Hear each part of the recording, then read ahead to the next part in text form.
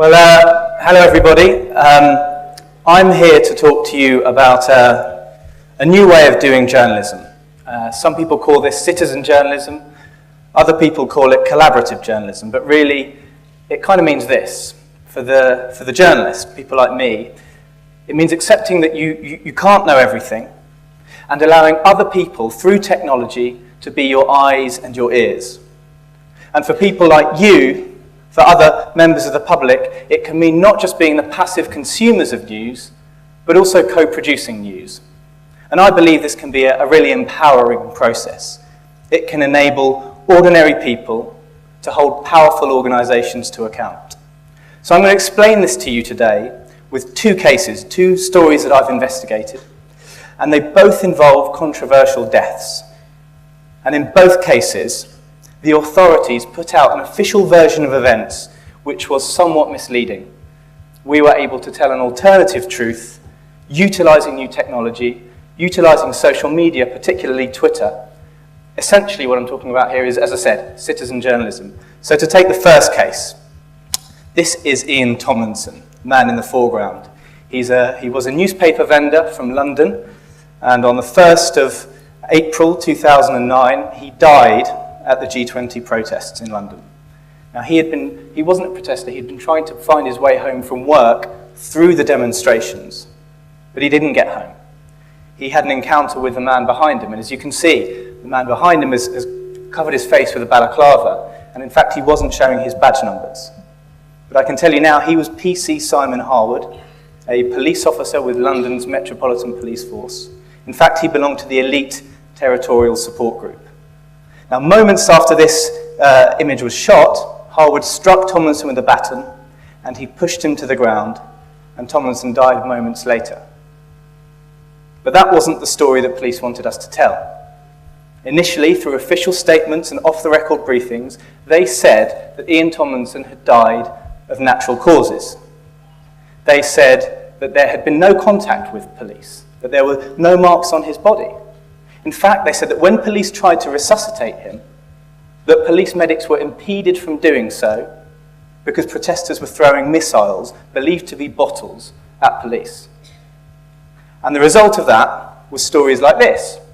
I show you this slide because this was the newspaper that Ian Tomlinson had been selling for 20 years of his life. And if any news organisation had an obligation to properly forensically analyse what had been going on, it was the Evening Standard newspaper. But they, like everyone else, including my news organisation, were misled by the official version of events put out by police. But you can see here the bottles that were supposedly being thrown at police were turned into bricks by the time they reached this edition of the newspaper. So we were suspicious, and we wanted to see if there was more to the story. We needed to find those protesters that you can see in the image, but of course they had vanished by the time we started investigating. So how do you find the witnesses? And this is what, for me, where it got really interesting.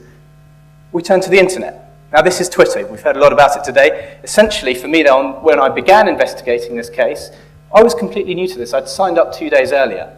And I discovered that Twitter was a microblogging site. It enabled me to send out short 140-character messages, also an amazing search facility.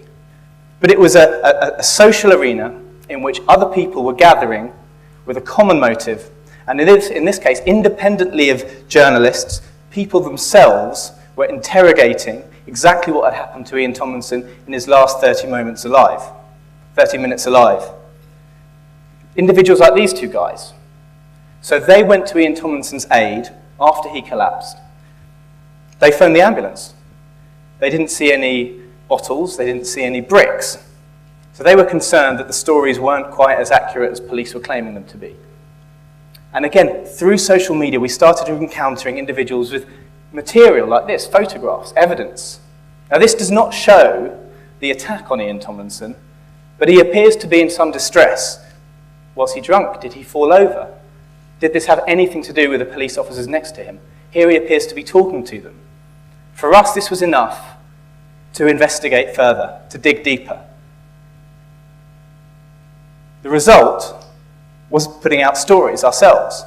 And one of the most amazing things about the internet is the information that people put out is freely available to anyone, as we all know. But that doesn't just go for citizen journalists. That doesn't just go for people putting out messages on Facebook or Twitter. That goes for journalists themselves, people like me. As long as your news is the right side of a paywall, i.e. it's free, anybody can access it. And stories like these, which were questioning the official version of events, which were skeptical in tone, allowed people to realize that we had questions ourselves. They were online magnets. Individuals with material that could help us were drawn toward us by some kind of gravitational force. And after 6 days, we managed to track down around 20 witnesses.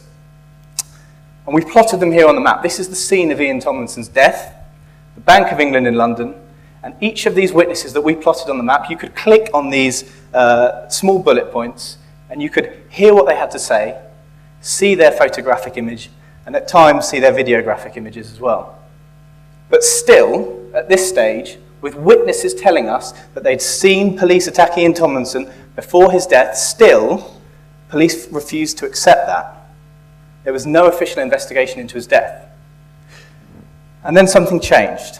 I got an email from an investment fund manager in New York.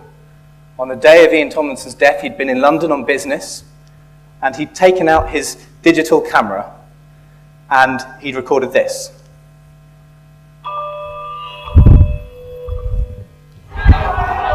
This is the crowd at the G20 protest on April the 1st, around 7:20 p.m. They are on Cornhill, near the Bank of England. This footage will form the basis of a police investigation into the death of this man. Ian Tomlinson was walking through this area, attempting to get home from work.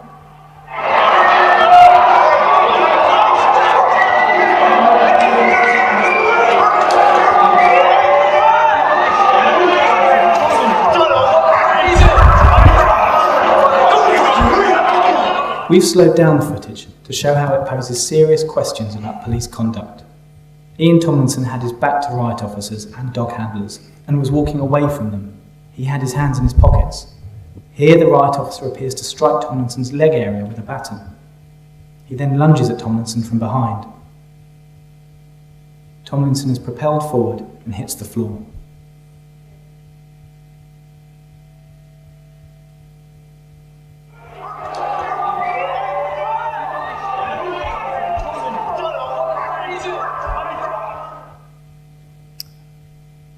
Okay, so shocking stuff. That video wasn't playing too well, but when I first watched the video for myself, I mean, I've been in touch with this investment fund manager in New York, and I'd become obsessed with this story.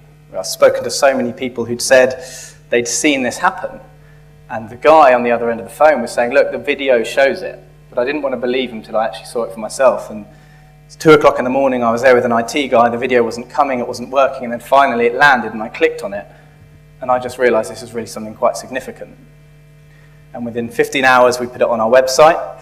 The first thing police did was they came to our office, senior officers came to our office and asked us to take the video down. We said no.